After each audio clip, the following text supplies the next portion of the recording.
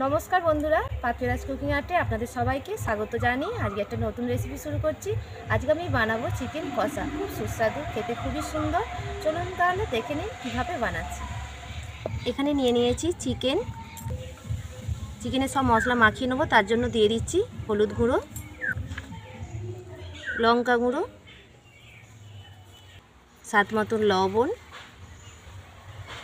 জিরে গুঁড়ো, ধনে গুঁড়ো, ভিনিগার, টক দই, সমস্ত কিছু একসঙ্গে ভালো করে মাখিয়ে নেব। গুঁড়ো মশলাগুলো আর টক দইটা খুব ভালো করে মেখে নিয়েছি। এখন দিয়ে দেবো রসুন বাটা হাফ চামচ, আদা বাটা হাফ চামচ, কাঁচা লঙ্কা বাটা দিয়ে দিলাম 1 চামচ। দিয়ে সমস্ত কিছু আরও একবার ভালো করে মাখিয়ে নেব। সবশেষে দিয়ে দিচ্ছি সরিষার তেল 1 চামচ। ভালো করে আরও একবার মাখিয়ে নিচ্ছি। খুব ভালো করে মাখানো হয়ে গেছে। ঢাকা দিয়ে দেবো। কড়াটা গরম হয়ে গেছে, কড়াতে দিয়ে দেবো সরিষার তেল। তেল গরম হয়ে গেছে, তেলের মধ্যে একটা তেজপাতা, শুকনো লঙ্কা আর গোটা গরম মশলা দিয়ে দিচ্ছি। এলাচ, লবঙ্গ, দারুচিনি ফোড়নে দিয়ে দিলাম। দিয়ে দেবো পেঁয়াজ কুচানো।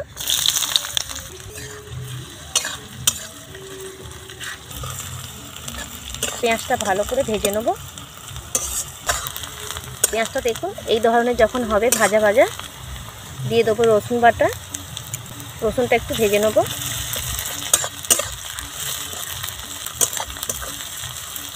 রসুনটা ভাজা ভাজা হয়ে গেছে, এবার দিয়ে দেবো আদা বাটা। আদা বাটা 1 চামচ দিলাম, রসুন বাটা 1 চামচ দিলাম,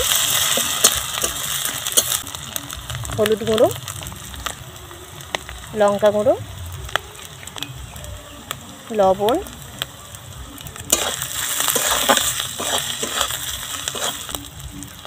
কাঁচা লঙ্কা বাটা 1 চামচ,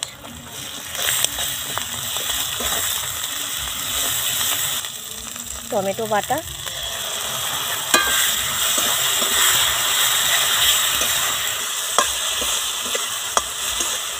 মশলাটা খুব ভালো করে কষে নিতে হবে।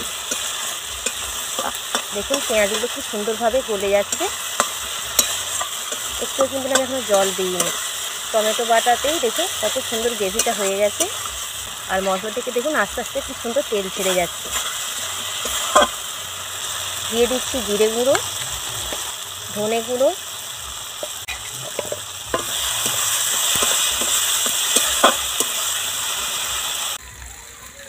টক দই নিয়ে নেব আরও 1 চামচ, নিয়ে ফেটিয়ে নেব।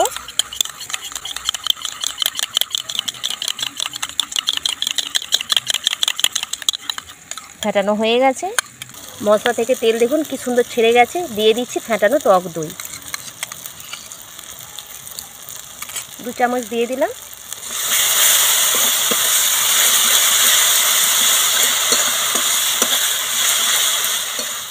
হাফ কাপের মতন দিয়ে দিচ্ছি জল।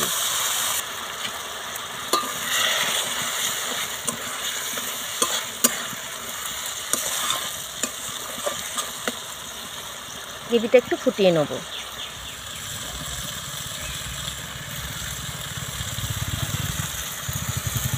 দেখুন মশলা থেকে তেল ছেড়ে গেছে।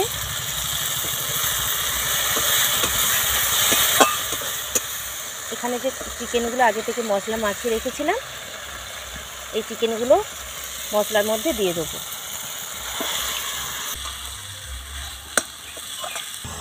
খুব ভালো করে নাড়াচাড়া করে দিতে হবে। আর একটুও কিন্তু এটা আমি জল দেবো না, আস্তে আস্তে জাল দিয়ে এটা কষে নেব। ঢাকনা দিয়ে ঢাকা দিয়ে দেবো।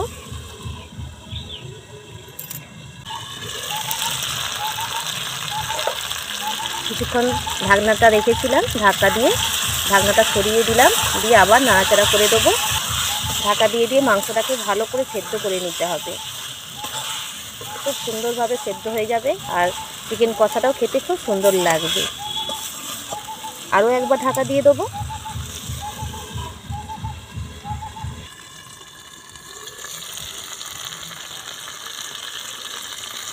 মাঝে মাঝে এইভাবে ঢাকনাটা দেবো, আবার সরিয়ে নেবো, নিয়ে নাড়াচাড়া করে নেবো। আর দেখুন কালারটা কত সুন্দর এসে গেছে।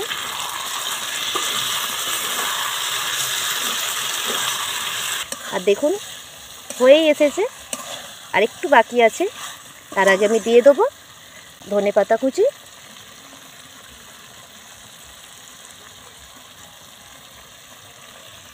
গরম মশলার গুঁড়ো, ভালো করে আরও একবার নাড়াচাড়া করে দেবো। দেখুন কত সুন্দর হয়েছে, আর গ্রেভিটা দেখেছেন কত সুন্দর হয়েছে। এক পিস মাংস হলেই এক থালা ভাত খাওয়া হয়ে যাবে এই চিকেন কষা দিয়ে।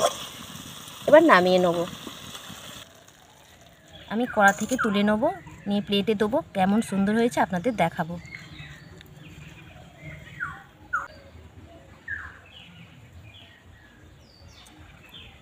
দেখুন কত সুন্দর হয়েছে,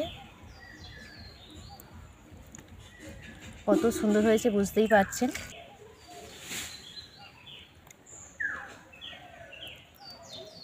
আর দেখুন মাংসটা কত সুন্দরভাবে সেদ্ধ হয়ে গেছে, দেখেছেন কত সুন্দর সেদ্ধ হয়েছে। এইভাবে করবেন ঢাকা দিয়ে দিয়ে, আর একদম অল্প জালে করবেন, খুব সুন্দরভাবে সেদ্ধ হয়ে যাবে। আর চিকেন কষাটাও খেতে খুব সুন্দর লাগবে।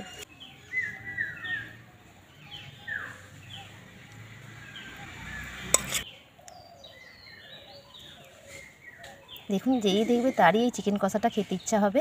একবার অবশ্যই করবেন, আর কেমন হয়েছে কমেন্ট করে অবশ্যই জানাবেন। ওপর দিয়ে দুটো ধনেপাতা ছড়িয়ে দিচ্ছি দেখতে ভালো লাগার জন্য। দেখুন বন্ধুরা কত সুন্দর লাগছে দেখতে, যেমন দেখতে সুন্দর খেতেও অসাধারণ। একবার এইভাবে অবশ্যই করবেন, খুব সুন্দর লাগবে খেতে। এই রেসিপিটা যদি আপনাদের ভালো লেগে থাকে লাইক করে দেবেন, আর সবার সঙ্গে শেয়ার করবেন। আর আমার চ্যানেলে যদি নতুন হয়ে থাকেন সাবস্ক্রাইব করে দেবেন। আজকের মতন এখানেই শেষ করলাম, আবার নতুন রেসিপি নিয়ে চলে আসবো। আপনারা সবাই ভালো থাকবেন, সুস্থ থাকবেন, নমস্কার।